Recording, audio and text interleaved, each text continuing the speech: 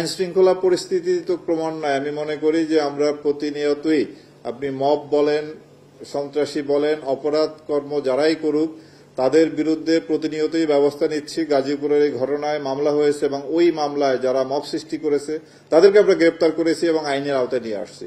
সুতরাং আমরা আশাবাদী যে কোনো পরিস্থিতি হোক আমরা সামনের দিকে এগিয়ে যাব এবং আইন শৃঙ্খলা পরিস্থিতির উন্নয়ন ঘটাতে সক্ষম হব।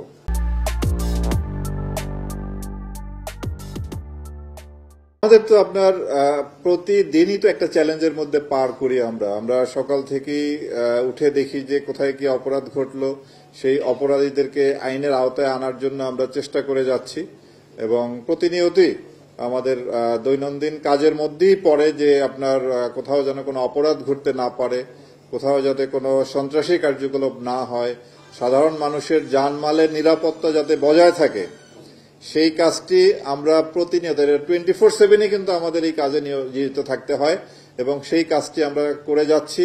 তা আমরা আশাবাদী যে কোনো পরিস্থিতিতে হোক আমরা সামনে এগিয়ে যাব এবং আইন শৃঙ্খলা পরিস্থিতির উন্নয়ন আমরা করতে সক্ষম হব।